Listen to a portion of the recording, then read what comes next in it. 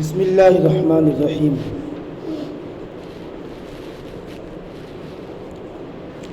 باب الجہاد من الایمان۔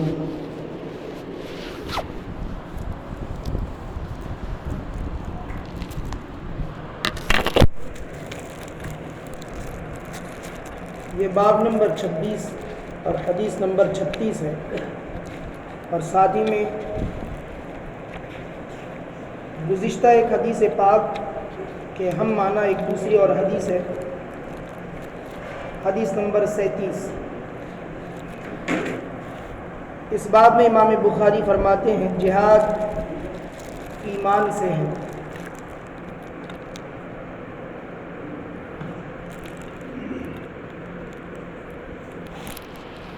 حدثنا حرمي بن حفص قال حدثنا عبد الواحد قال حدثنا عمارة قال حدثنا ابو زرع ابن عمرو بن جرير قال سمعت ابا هريرة رضي الله تعالى عنه عن النبي صلى الله عليه وسلم قال انتدب الله لمن خرج في سبيله لا يخرجه الا ايمان بي وتصديق برسلي ان ارجعه بما نال من اجر او غنيمة او ادخله الجنة ولولا ان اشق على امتي ما قعدت خلف سرية ولا وددت أني أقتل في سبيل الله ولا وددت أني أقتل في سبيل الله ثم أحيا ثم أقتل ثم أحيا ثم أقتل صدق رسول الله صلى الله تعالى عليه وسلم۔ اس سے پہلے جہاد کا معنی بیان کر چکے۔ اللہ کے کلمے کو بلند کرنے اور انصاف کا جھنڈا ہمیشہ قائم کرنے کے لیے جو کوششیں کی جاتی ہے وہ جہاد ہے۔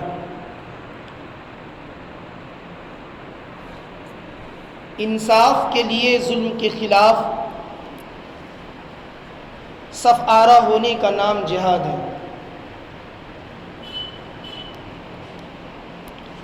اور جہاد کے فضائل پر کئی احادیث مبارکہ موجود ہیں۔ جہاد کے ثواب میں حضور نے بہت کچھ ارشاد فرمایا، اسی میں سے یہ جہاد کی فضیلت پر ایک حدیث امام بخاری پیش کرتے ہیں کہ حضرت ابو ہریرہ رضی اللہ تعالیٰ عنہ حضور سے روایت کرتے ہیں، حضور نے فرمایا انتدب اللہ لمن خرج فی سبیلی، اللہ تبارک و تعالی نے اس کی مغفرت فرما دی جو اللہ کی راہ میں نکلا۔ حضور فرماتے اللہ نے اس کی مغفرت فرما دی جو اللہ کی راہ میں نکلا۔ لا یخرجہ الا ایمان بی و تصدیق برسلی،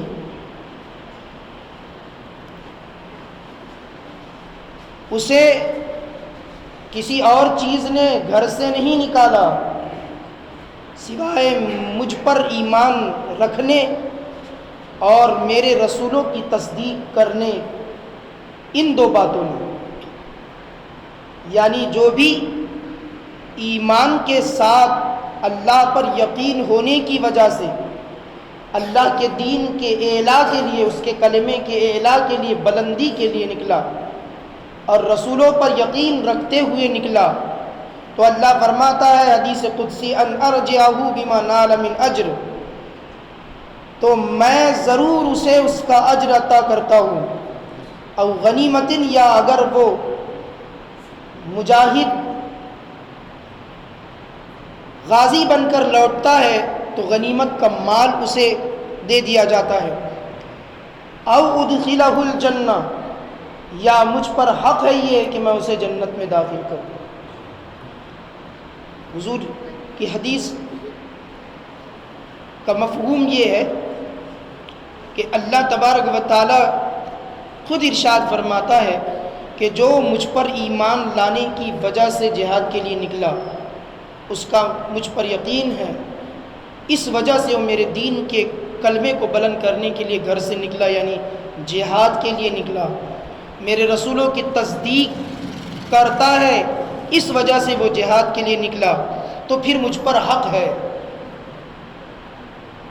کہ میں اسے بخش دوں، اس کی مغفرت کر دوں، اسے اجر سے مالا مال کر دوں، اگر وہ شہید ہو جائے تو بے پناہ اسے ثواب عطا کروں، اور غازی بن کے لوٹے تو غنیمت سے مالا مال کر دوں، اور اگر وہ شہادت کا جام حاصل کر چکے تو مغفرت کے ساتھ ساتھ ثواب کے ساتھ ساتھ پھر اسے جنت میں داخلہ بھی عطا کروں۔ اللہ تعالیٰ یہ فرماتا ہے حدیث قدسی۔ پھر حضور نے فرمایا وَلَوْلَا أَنْ أَشُقَّ عَلَىٰ أُمَّتِي مَا قَعَدْتُ خَلْفَ سَرِيَّةٍ، حضور فرماتے ہیں اگر امت کے لیے مشکل کا سبب نہ ہوتا تو میں کوئی بھی جنگ میں شریک ہونے سے پیچھے نہیں رہتا، ہر جنگ میں شریک ہوتا۔ اگر میری امت کے لیے یہ معاملہ مشکل نہ ہوتا، کیونکہ حضور اگر ہر جنگ میں شریک ہوتے تو پھر حضور کی امت کو تعلیم کون دیتا؟ پھر تو حضور کے لیے موقع میسر نہیں آتا کہ حضور تعلیم دے۔ اگر جہاد میں ہر جنگ میں حضور شریک ہو جاتے، حضور نے سریہ کا لفظ فرمایا، دو لفظ ہوتے ہیں، غزوہ اور ایک سریہ۔ جنگ دو طرح کی ہے، کفر کے خلاف اور ظلم کے خلاف مومنین جو جنگ کرتے تھے حضور کے دور میں تو وہ دو طریقے کی تھی، ایک وہ جس میں حضور نفس نفیس شریک ہوں، جس جنگ میں حضور خود شریک ہو جائے وہ غزوہ کہلاتا تھا، اور جو جنگ میں حضور شریک نہ ہو بلکہ حضور اپنی کارکردگی میں اپنے حکم سے کسی صحابی کو سپہ سالار مقرر کر کے بھیج دے، یہ سریہ کہلاتا ہے۔ عربی میں دو لفظ ہوتے ہیں، حضور جس جنگ میں شریک ہو جائے اسے غزوہ کہتے ہیں، اور حضور جس جنگ میں ظاہراً شریک نہ ہو اس جنگ کو سریہ کہتے تھے۔ تو حضور نے سریہ فرمایا، یعنی وہ جنگ جس میں میں شریک نہیں ہوا، اس کی وجہ کیا ہے کہ امت پر مشکل ہو جائے گی، میں ہمہ وقت جنگ میں رہوں گا، امت کو تعلیم کون دے گا، وحی کا نزول ہوگا، میں بندوں کو کیسے بتاؤں گا، اس لحاظ سے ہر جنگ میں حضور شریک نہ ہوئے، کچھ جنگوں میں شریک ہوئے۔ حضور فرماتے وَلَوْلَا أَنْ أَشُقَّ عَلَىٰ أُمَّتِي مَا قَعَدْتُ خَلْفَ سَرِيَّةٍ، اگر میری امت پر مشکل نہ ہوتی تو میں ہر جنگ میں شریک ہوتا، شرکت فرماتا۔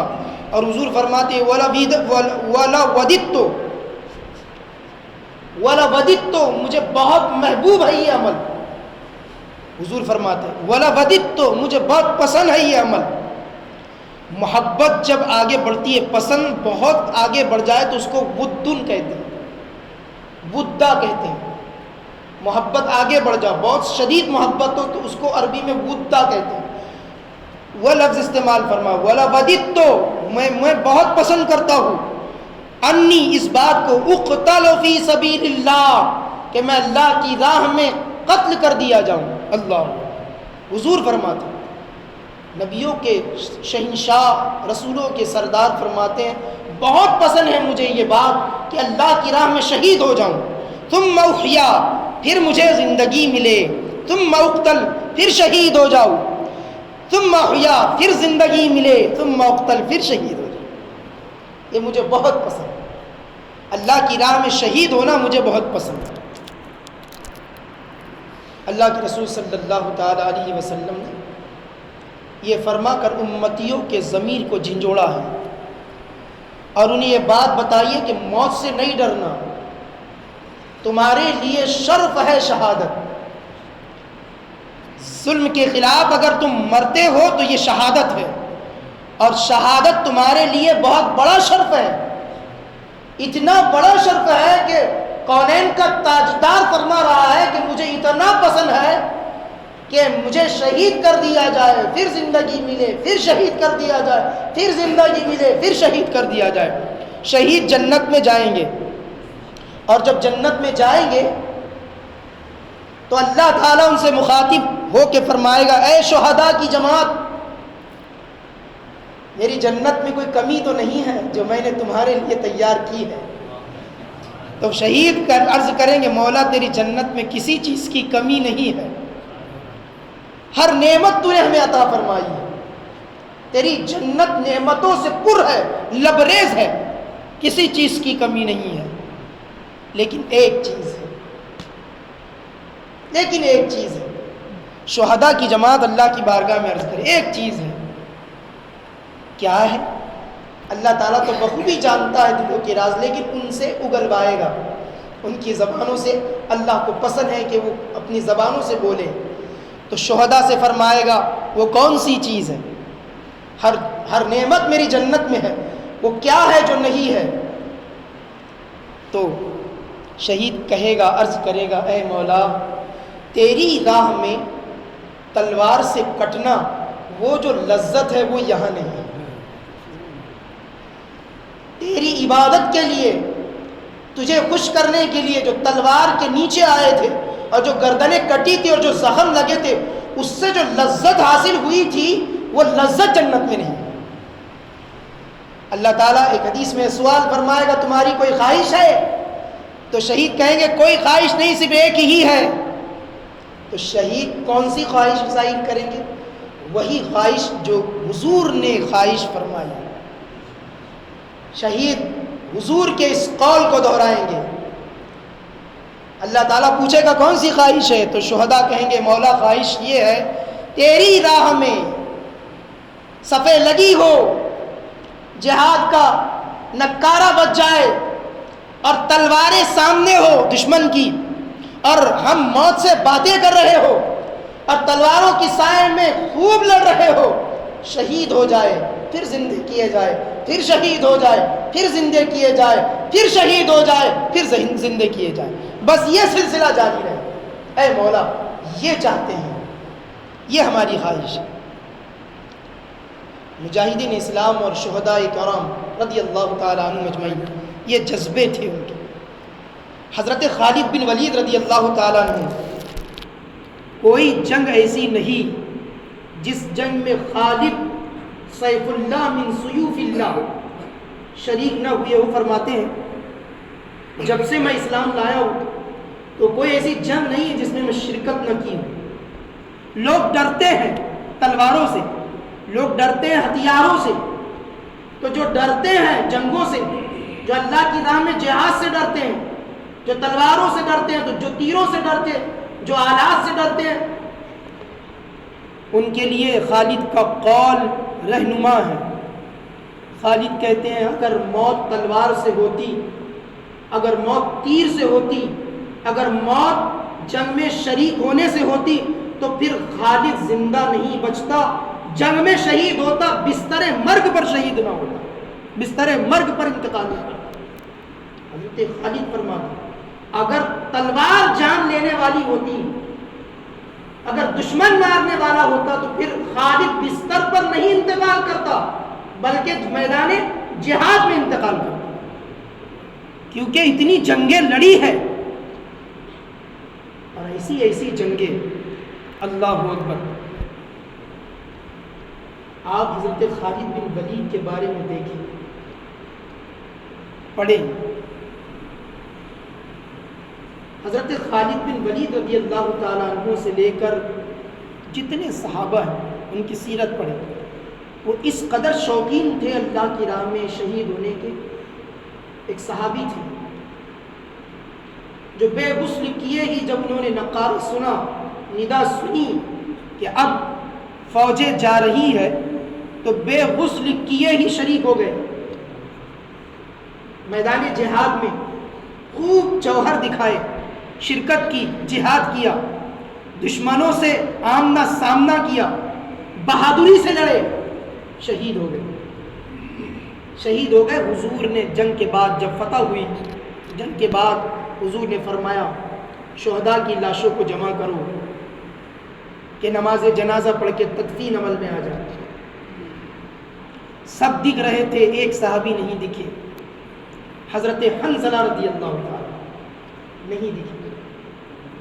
حضرت حنظلہ رضی اللہ تعالیٰ عنہ جب بہت تلاش کیا گیا نہیں ملے تو صحابہ تھک ہار کے حضور کی بارگاہ میں آ کر عرض گزار ہوئے، یا رسول اللہ، ان کی ناش مبارک کہیں نظر نہیں آتی۔ حضور مسکرائے، فرمایا نظر بھی آئے تو کیسے، وہ زمین پر تھوڑی نہ ہے، آسمان پہ دیکھو فرشتوں کا جھرمٹ انہیں غسل دیتا ہوا نظر آ رہا، فرشتے انہیں غسل دے رہے ہیں، آسمان پہ دے رہے ہیں۔ اسی دن سے ان کا لقب ہو گیا غسیل الملائکہ۔ شہادت کی موت انہیں پسند اتنی تھی، ایسے دیوانہ وار لڑتے تھے اللہ اور اس کے رسول کے دین کے لیے۔ اللہ کے رسول صلی اللہ علیہ وسلم کی حدیث ہے، اسی پس منظر میں انہی احادیث کو سامنے رکھتے ہوئے اپنے حالات کا جائزہ لے تو حضور کریم صلی اللہ علیہ وسلم نے فرمایا 14ویں جو صدی ہوگی اس میں میری امت پر کفار ایسے ٹوٹیں گے جیسا کہ کوئی دسترخوان سجا ہو اور بھوکے ٹوٹ رہے ہیں، یعنی اتنے حملہ آور ہوں گے میری امت پر، اہل ایمان پر۔ کافر ایسے خون کے پیاسے ہوں گے اس غریب امت کی، حالانکہ یہ امت کسی کا کچھ بگاڑتی نہیں، یہ چاہتی ہے کہ امن سے جیے، امن سے دنیا جیتی رہے، دنیا میں امن و سلامتی قائم رہے۔ اس کے باوجود بھی اس امن پسند قوم پر لوگ ظلم کریں گے، خطرناک ذکر۔ صحابہ نے عرض کیا، یا رسول اللہ، کیا اس وقت ہماری تعداد کم ہوگی؟ صحابہ دیکھتے تھے نا، دیکھتے تھے، آمنا سامنا دشمن کا کرتے تھے، بہادری سے لڑتے تھے اور ظالم کو منہ توڑ جواب دیتے تھے۔ صحابہ دیکھتے تھے، سوال کیا حضور کی تعداد کم ہوگی اور کفار کثرت سے ہو جائیں گے کہ آپ حضور کی امت پہ ٹوٹ پڑیں گے بھوکے کی طرح؟ تو حضور نے فرمایا لا، بات تعداد کی نہیں ہے، مومن تعداد سے نہیں لڑا کرتا، مومن اللہ پر بھروسے کے ذریعے لڑتا ہے۔ مومن کا بھروسہ تعداد پہ نہیں ہوتا، مومن کا توکل اللہ کی ذات پر ہوتا ہے۔ مسئلہ تعداد کا نہیں ہے۔ تو عرض کیا حضور پھر کیا مسئلہ ہے؟ تو فرمایا حرج واقع ہو جائے گا۔ صحابہ نیا لفظ تھا، حرج واقع ہو جائے گا، مل حرج یا رسول اللہ، حضور یہ حرج کیا ہے؟ تو حضور کریم صلی اللہ علیہ وسلم نے فرمایا خوف الموت، بزرگوں نے اس کی تفسیر کی، موت کا خوف، یہ ہے حرج۔ موت کا ڈر جب دماغ میں اور دل میں بیٹھ جائے گا، مر جاؤں گا، اس لیے ظالم کے خلاف بولنے سے ڈریں گے، اسی لیے ظلم سہتے جائیں گے، کٹتے جائیں گے، مرتے جائیں گے۔ موت کا ڈر بیٹھ جائے گا دلوں میں۔ میرے صحابہ تمہارے اندر موت کا ڈر نہیں، خدا کا ڈر ہے، خدا کا ڈر ہے۔ خالد بن ولید 500 نفری کے ساتھ، حضرت خالد بن ولید، آپ تاریخ پڑھو، اور یہ مورخین مسلم ہی نہیں ہے، غیر مسلم عیسائی مورخین لکھتے ہیں 500 نفری فوج کی تعداد 550,000 لشکر سے لڑنے جا رہے ہیں حضرت خالد بن ولید۔ اور کیا تو روزہ دار، کھانے کا سامان ختم ہو گیا، ایسے ایسے صحرا سے گزرے کہ جہاں لوگ چلے جائیں تو بچ کر آنا مشکل، جہاں پانی کا نام و نشان نہیں، بھوکے پیاسے خالد بن ولید اللہ کی راہ میں چلے جا رہے، گھوڑے دوڑاتے ہیں، اور نفری بہت کم، واپس جانے کو نہیں کرتے تھے، ایک بار نکلے اس کے بعد میں جملہ یہی ہوتا تھا، ہم اللہ کے بھروسے پر آئے ہیں اور اس کے دین کے لیے آئے ہیں، وہ ہمیں رسوا نہیں کرے گا، تم یقین رکھو اللہ کی ذات پر تم ہی غالب رہو گے۔ جب اپنی قوم سے مخاطب ہوتے تو حضرت خالد بن ولید کا وتیرہ تھا کہ جب جنگ تیار ہوتی، دشمن کا لشکر بڑی بڑی چیزیں لاتا، پوری طاقت ابھر کر آ جاتی، اور جب کوئی امید نہ ہوتی، کمک کی امید نہ ہوتی، سہارے کی امید نہ ہوتی، تو حضرت خالد بن ولید اونچی ٹیکڑی پر کھڑے ہو کر مخاطب ہوتے اور ولولہ خیز تقریر فرماتے، اور جو جملے تاریخ میں حضرت خالد بن ولید کے ہوتے، پڑھنے والا روتا بھی ہے، اس کے رونگٹے بھی کھڑے ہو جاتے، اتنے خطرناک جملے، ایسے جملے اللہ اکبر۔ فرماتے اے میری قوم تمہارا سامنا یقیناً ایک بہت بڑی تعداد سے ہے، ان کے پاس ساز و سامان ہے، سب کچھ ہے، لیکن تم وہ قوم ہو جسے اللہ نے چن لیا ہے، تم اللہ کی چنندہ، اور جسے اللہ چنتا ہے مغلوب نہیں ہونے دیتا۔ جہاں تم جاؤ گے تمہاری کامیابی قدم چنتی ہوئی نظر آئے گی۔ تم اللہ کے لیے بڑھو، تم پانی پر، تم ہتھیار پر بھروسہ کر کے نہیں آئے ہو، تم اللہ اور اس کے رسول پہ بھروسہ کر کے آئے ہو جو آج بھی تمہیں دیکھ رہا ہے اور تمہاری مدد فرمائے گا۔ یہ جملے ہوتے تھے خالد بن ولید، وہ پڑھو تو وہ جو جملے ہوتے ہیں انسان ڈوب جاتا ہے، اس کی لے میں ڈوب جاتا ہے، ایسے ولبلا خیز ایمان افروز ایمان فزو جملے ہوتے تھے حضرت خالد بن ولید۔ پوری عمر جہاد میں گزار دی حضرت خالد بن ولید نے۔ وہی فرماتے ہیں کہ جہاد سے پیچھے مت ہٹو، موت آنا ہے آ کے رہے گی، اور موت ضروری نہیں کہ کوئی تیر و تلوار سے آئے، جس سے اللہ نے موت لکھ دی ہے ہوگا۔ نہ تمہیں کافر مار سکے نہ تمہیں کوئی اور مار سکے، تمہیں مارنے والی ذات اللہ کی ہے۔ جب اس نے مارنا لکھ دیا کہ ایسے موت ہوگی تو پھر ویسے ہی موت ہوگی، پھر نہ گھبراؤ، پھر نکلو اللہ کی راہ میں اور ظالم کا منہ توڑ جواب دو۔ ظلم سہنا بھی ایک ظلم ہے، یہ بھی سمجھ لو، ظلم سہنا بھی ایک ظلم ہے، ظلم سہا نہیں جاتا، ظلم کا منہ توڑ جواب دیا جاتا ہے۔ ہماری قوم کے نوجوان اس کو ذہن میں بٹھائے، جہاد کو کتنا ہی لوگ بدنام کر دے اس سے ہمیں کوئی مطلب نہیں۔ اسلام نے جہاد فرض کیا، ہم اسے فرض مانتے ہیں اور جہاد کرنا بھی جانتے ہیں، اور جہاد کے ذریعے ہم نے اسی جہاد کے ذریعے ہم نے انگریزوں کو یہاں سے بھگایا تھا، اسی جہاد کے ذریعے، اسی جہاد کے ذریعے ہم نے بڑی طاقت کو یہاں سے بھگایا تھا، اور یہی جہاد ہے، اس کی برکتوں سے لوگ ظلم سے محفوظ رہتے ہیں، انصاف قائم ہوتا ہے۔ تو جہاد ہمارا ایمان ہے۔ امام بخاری وہی فرما رہے ہیں، باب الجہاد من الایمان، جہاد کرنے سے پیچھے نہیں ہٹیں گے، اور جہاد کو لوگ کتنا بدنام کر دے پھر بھی ہم جہاد کریں گے، کیوں؟ اس لیے کہ جہاد ہمارا ایمان ہے۔ اگر جہاد پر یقین نہ رکھے تو کافر ہو جائے گا، لیکن جہاد کا مطلب الٹا نہ بتایا جائے۔ جہاد کا مطلب یہ نہیں کہ نہتوں کو ستایا جائے۔ جب حضور مکہ المکرمہ میں فتح مکہ کے دن داخل ہوئے تو ایسی شان سے داخل ہوئے، ہر چہار جانب سے مومنین کی تلواریں نظر آتی تھی، کافر جدھر دیکھتے ادھر مسلمانوں کی تلواریں آسمان میں لہراتی ہوئی اور اس کی چمک دمک نظر آتی تھی۔ ہزاروں کا لشکر چاروں طرف سے مکہ کو گھیر چکا تھا۔ مومنین مکہ میں شان و شوکت سے داخل ہوئے۔ جب مومن ایمان والوں کی جماعت مکہ میں داخل ہوئی تو لوگ گھبرانے لگے، تو کفار سے گھبرانے لگے، ان کی عورتیں بھاگنے لگی، ان کے بچے بلبلانے لگے، ان کے بوڑھے رونے لگے۔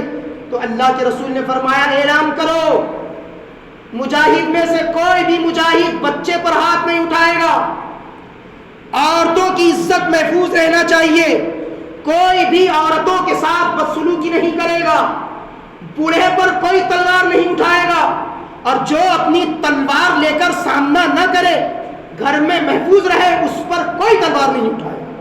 حضور نے اعلان فرمایا۔ اگر جہاد ظلم ہوتا تو فتح مکہ کے دن ایک بھی کافر نہیں بچتا۔ اللہ کا رسول ہے جو امن کا پیغام دے رہا ہے، فرما رہا ہے جو ہم پر وار نہ کرے گا آج مسلمان اس پر وار نہیں کریں گے۔ اللہ تعالیٰ تمہیں امن دیتا ہے، اللہ کا رسول تمہیں امن دیتا ہے۔ مکہ کے کافروں کا امن دے کر پوری دنیا میں اعلان فرمایا مصطفیٰ کریم نے کہ ہم تلوار اٹھاتے اللہ کے لیے ہے، اور ہم تلوار رکھتے بھی اللہ کی رضا کے لیے۔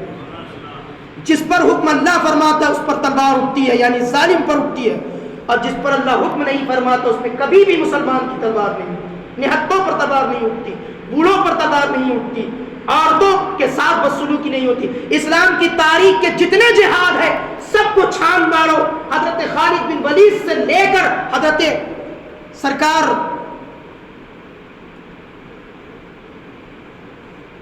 جو فاتح بیت المقدس ہے